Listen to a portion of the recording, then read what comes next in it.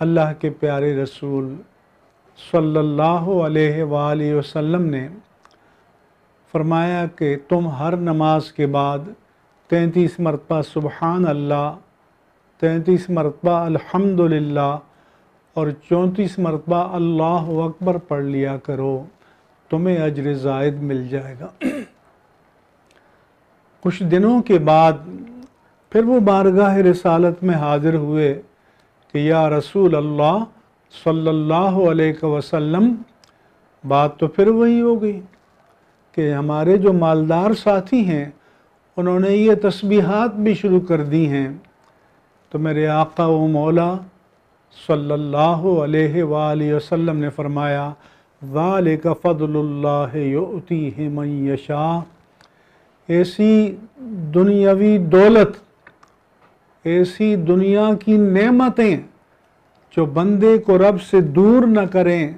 بلکہ رب سے اور قریب کر دیں، یہ اللہ کا فضل ہے اور جسے چاہتا ہے عطا فرماتا ہے۔ ہمارے ہاں جس کو دولت دنیا مل جائے مست ہو جاتا ہے بلکہ بدمست ہو جاتا ہے، اللہ اور عاقبت و آخرت سے غافل ہو جاتا ہے اور دوسروں کو اپنے سامنے حقیر سمجھتا ہے، تو واقعی ان کی دنیا ملعون ہے، جس کا ذکر حدیث پاک میں نبی کریم صلی اللہ علیہ وآلہ وسلم نے فرمایا۔ پھر آپ صلی اللہ علیہ وآلہ وسلم نے صحابہ کرام سے فرمایا ایکم مال وارثہ احب الیہ من مالہ، تم میں سے کون ہے کہ جس کے نزدیک اس کے وارثوں کا مال اسے اپنے مال سے زیادہ محبوب اور پیارا لگتا ہے؟ صحابہ نے عرض کی یا رسول اللہ صلی اللہ علیہ وسلم ما منا احد الا مالہ احب الیہ، ہم میں سے تو ہر ایک پہلے اپنے مال کو پسند کرے گا، اس کے بعد کسی اور کی باری آئے گی۔ دوسرے کو اپنے اوپر ترجیح دینے والے شاذ و نادر ہی ہوتے ہیں۔ تو اللہ کے پیارے رسول صلی اللہ علیہ وآلہ وسلم نے فرمایا فَإِنَّ مَالَهُ مَا قَدَّمَ وَمَالُ وَارِثِهِ مَا أَخَّرَ، اس نے، انسان نے دنیا میں جتنا مال بنایا ہے اور جتنا مال کمایا ہے، اس میں سے اس کا تو فقط وہ ہے کہ جسے اس نے اپنی عاقبت و آخرت کے لیے آگے بھیج دیا۔ مال میں سے زکوٰۃ دی، صدقات دیے، اللہ کی راہ میں مال کو خرچ کیا،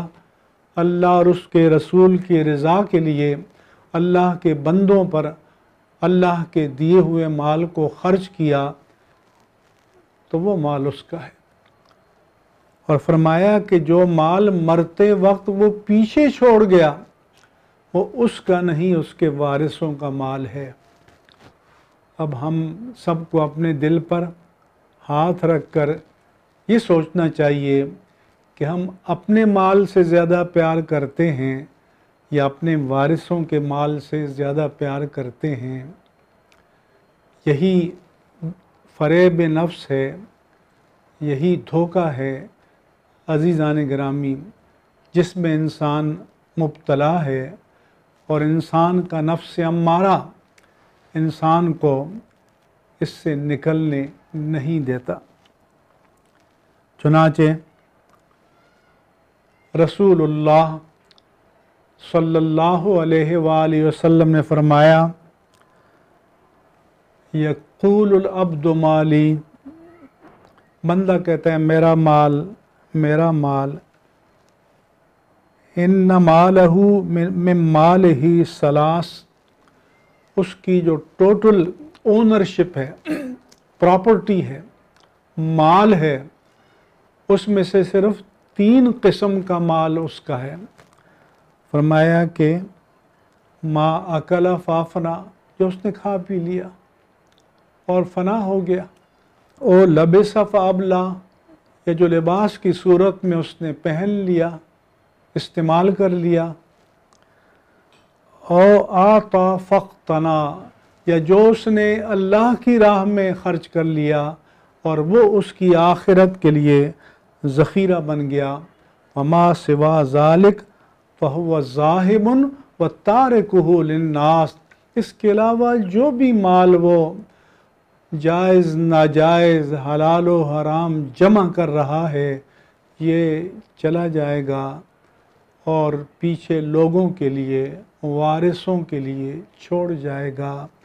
حساب قبر میں اور آخرت میں اسے دینا پڑے گا اور اس مال پر عشرتیں وارث کریں گے۔ چنانچہ نبی کریم صلی اللہ علیہ وآلہ وسلم نے فرمایا، لا تزول قدم ابن آدم یوم القیامہ من عند ربہ، اپنے رب کے حضور بندہ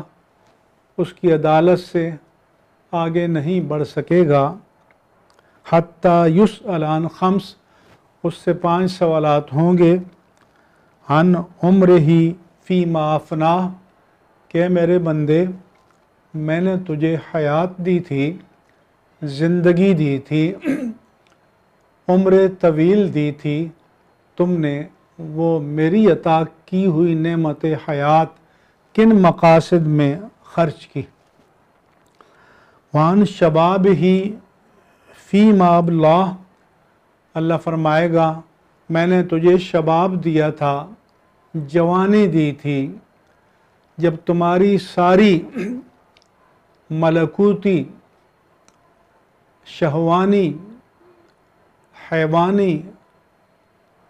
رحمانی اور غضبانی قوتیں اپنے شباب پر تھیں، تو تب تم نے میری دی ہوئی ان قوتوں اور صلاحیتوں کو کن امور میں خرچ کیا اور کیسے خرچ کیا؟ پھر فرمایا وَمَالِهِ مِنْ أَيْنَ اكْتَسَبَهُ وَفِيمَا أَنْفَقَهُ، مال کے بارے میں 2 سوال ہوں گے، کمایا کیسے، کہاں سے، کن سورسز سے، کن ذرائع سے، کن طریقوں سے، اور پھر کہاں کہاں خرچ کیا۔ وَمَاذَا عَمِلَ فِيمَا عَلِمَ، اور دین کے بارے میں جتنا علم اسے حاصل تھا اس کے مطابق اس نے عمل کہاں کہاں کیا۔ عزیزان گرامی، اسی طرح سے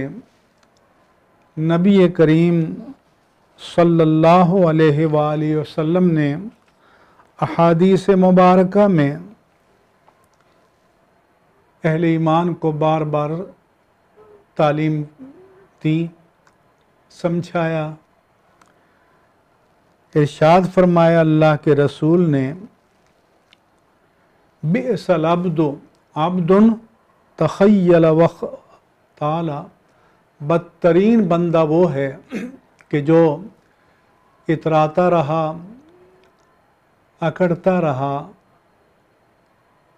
سرکشی میں رہا، وَنَسِيَ الْكَبِيرَ الْمُتَعَالِ، اور خداوند بزرگ و برتر کو اس نے فراموش کر دیا۔ بئس العبد عبد تجبر واعتدى، بدترین بندہ وہ ہے کہ جو ظلم و جبروت میں مبتلا رہا، حد سے تجاوز کرتا رہا، وَنَسِيَ الْجَبَّارَ الْأَعْلَى، اور خداوند جبار اور برتر کو بھول گیا کہ کوئی کتنا ہی تکبر و استکبار کرے، اِنَّ بَطْشَ رَبِّكَ لَشَدِيدٌ، بے شک تمہارے رب کی پکڑ بہت سخت ہے۔ فرمایا بئس العبد عبد سہا ولہا، بدترین بندہ وہ ہے کہ جو آخرت کو بھول گیا، اس سے غافل رہا، وَنَسِيَ الْمَقَابِرَ وَالْبِلَا، اور قبروں کو اور قبروں میں جو لاشیں گل سڑ جائیں گی ان مناظر کو بھلائے رہا۔ بئس العبد عبد اطاع وطغى، بدترین بندہ وہ ہے کہ جس نے سرکشی کی، حد سے تجاوز کیا، وَنَسِيَ الْمُبْتَدَى وَالْمُنْتَهَى، اپنے ابتدا کو بھی بھول گیا اور اپنے انجام کو بھی بھول گیا کہ تیری ابتدا تو ایک قطرہ ناپاک سے تھی، تمہیں اس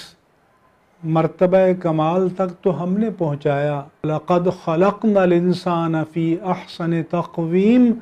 اور ہم نے انسان کو بہترین قامت میں، جسامت میں، خلقت میں پیدا فرمایا۔ بئس العبد عبد یختل الدنیا بالدین، اور بدترین بندہ وہ ہے کہ جو دین کے بدلے میں دنیا کو اختیار کرے۔ پھر ارشاد فرمایا کہ بئس العبد عبد طمع یقودہ، بدترین بندہ وہ ہے کہ لالچ، اس کی لگام لالچ کے ہاتھ میں ہوتی ہے، حرص و ہوس کے بندھن میں، بیڑیوں میں وہ بن جاتا ہے۔ پھر فرمایا بئس العبد عبد هوى یضلہ، بدترین بندہ وہ ہے کہ خواہشات نفس اسے بھٹکا دیتی ہیں، راہ راست سے بہکا دیتی ہیں اور گمراہ کرتی ہیں۔ بئس العبد عبد رغب یذلہ، بدترین بندہ وہ ہے کہ دنیا کی رغبتیں، میلانات، رجحانات، خواہشات اسے ذلت سے دوچار کر دیتی ہیں۔ اللہ کے پیارے رسول صلی اللہ علیہ وآلہ وسلم نے فرمایا تھا فَأَبْشِرُوا أَمِلُّوا، بشارت سنو، امیدیں قائم رکھو، ما یسرکم، جو تمہیں خوش کر دیں، فواللہ ما الفقر اخشی علیکم، بخدا مجھے تمہارے بارے میں فقر کا